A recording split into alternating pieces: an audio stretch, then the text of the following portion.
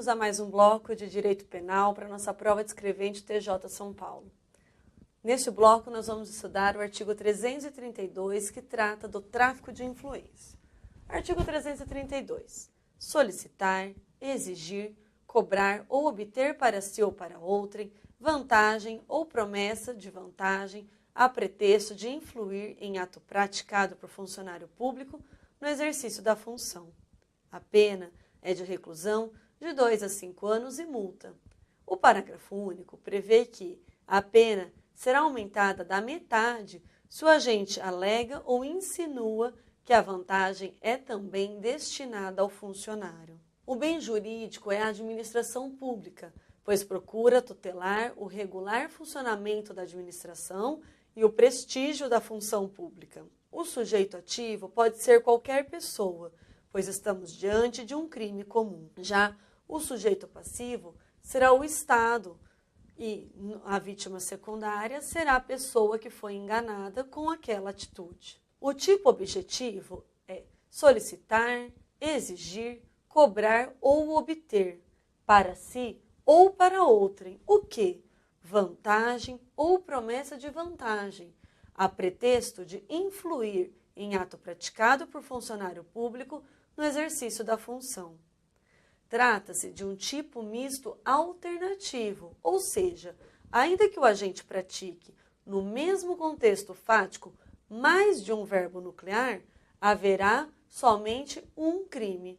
Então, o sujeito ativo ele pode praticar todos esses tipos objetivos: solicitar, exigir, cobrar ou obter.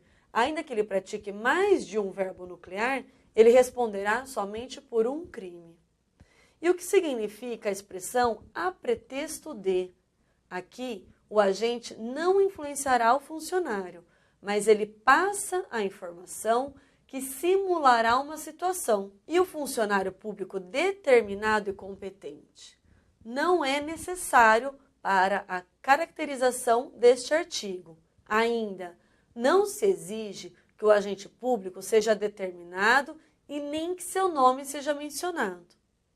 Nesse tipo penal, o objeto material é a vantagem ou promessa. Vantagem ou promessa que pode ser de qualquer natureza, seja patrimonial, moral, sexual e etc. Para a caracterização desse delito, o legislador previu o dolo como tipo subjetivo, ou seja, o sujeito ativo tem aquela vontade de executar o núcleo do tipo, fazendo a vítima acreditar que irá influenciar em ato praticado por funcionário público. O dolo específico, então, é a expressão para si ou para outrem, que trata daquela finalidade especial. A consumação, ela se dá com a simples ação do sujeito ativo, ou seja, com o simples ato de solicitar e exigir ou cobrar. Pois com essas três modalidades, com essas três condutas, estamos diante de um crime formal. Na modalidade do núcleo verbal obter, o delito vai se consumir no momento em que o sujeito ativo obtém a vantagem ou a promessa. Então, atenção, na modalidade do núcleo verbal obter, trata-se de um crime material, ou seja, a consumação vai se dar no momento em que o sujeito ativo obtém a vantagem ou a promessa. Mas e a tentativa?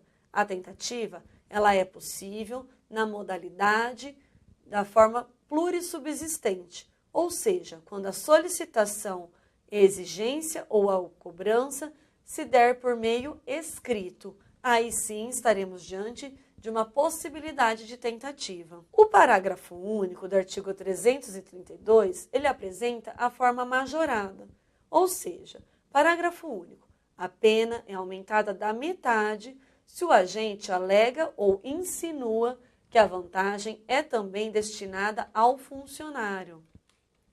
Mas prestem atenção, não se exige declaração expressa por parte do sujeito ativo, bastando que ele dê a entender por qualquer meio que o funcionário público também receberá a vantagem. A pena aqui, então, será aumentada da metade.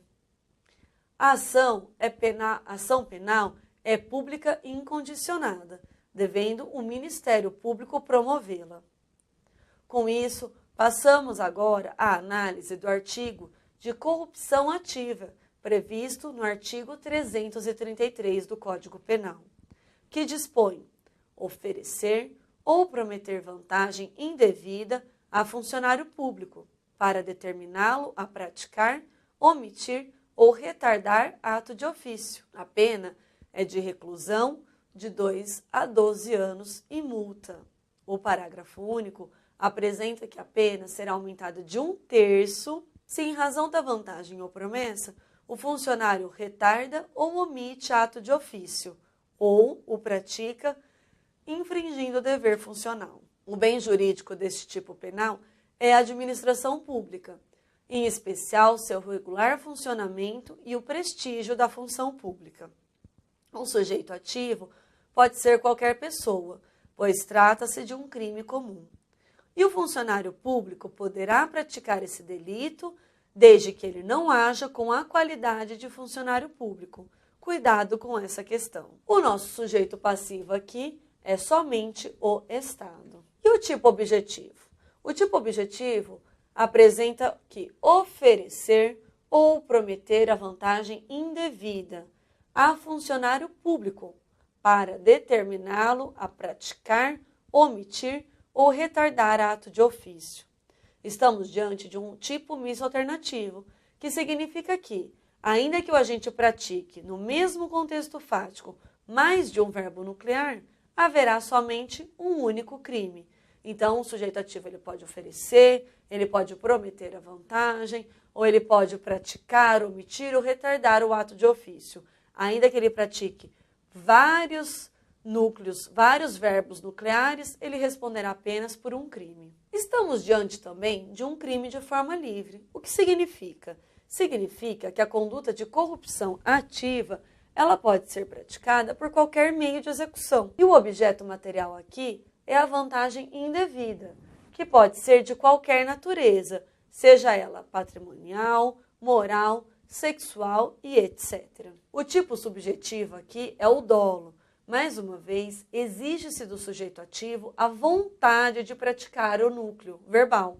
Ou seja, aqui exige-se a vontade de oferecer ou prometer a vantagem. Mas atenção, o agente ele deve ter ciência de que esta é indevida e endereçada a funcionário público. Ou seja, o sujeito ativo tem o conhecimento que essa vantagem ela é indevida e que ela será destinada a um funcionário público. E aqui o legislador previu um dolo específico, ou seja, uma finalidade especial para essa conduta, que a gente visualiza na seguinte expressão: para determiná-lo a praticar, omitir ou retardar ato de ofício. Então, atenção, essa expressão, ela traz para a gente a necessidade de um dolo específico, ou seja, de uma finalidade especial desta conduta. A consumação desse delito se dá no momento em que a oferta ou a promessa de vantagem indevida chega ao conhecimento do funcionário público. E como se trata de um crime formal, haverá consumação mesmo que exista recusa por parte do agente público. E a tentativa? A tentativa, ela será possível na modalidade plurissubsistente, como, por exemplo, numa oferta por carta, mas ela será inadmissível na modalidade unissubsistente, como, por exemplo, na oferta realizada verbalmente. Já o parágrafo único do artigo 333, ele apresenta uma forma majorada, ou seja, a pena será aumentada de 1/3, atenção, 1/3, se, em razão da vantagem ou promessa, o funcionário retarda ou omite ato de ofício, ou ainda o pratica infringindo o dever funcional. Então, estamos diante de um aumento de 1/3 da pena. Atenção com essa expressão, 1/3. Como o dispositivo se refere à infração de dever funcional, prestem atenção. Caso o funcionário público, em decorrência do suborno, pratique ato de ofício legal, não incidirá a causa de aumento, permanecendo a pena do caput. Por quê? Porque a forma majorada do parágrafo único do artigo 333, ele traz o aumento de pena de 1/3 se em razão da vantagem ou promessa o funcionário retarda ou omite ato de ofício ou pratica infringindo dever funcional. Então, aqui trata-se de uma infração de dever funcional. A ação penal deste artigo, a ação penal desta conduta será pública e incondicionada, devendo o Ministério Público promovê-la. Pessoal, eu agradeço a atenção de vocês, peço para que releem os artigos, prestem atenção em tudo que a gente trouxe aqui para vocês, os destaques de cada conduta, de cada tipificação penal. Eu espero vocês no próximo bloco para a gente continuar os estudos dos artigos de direito penal da nossa prova de escrevente do Tribunal de Justiça de São Paulo. Quero ver todo mundo gabaritando as questões de direito penal. Até já!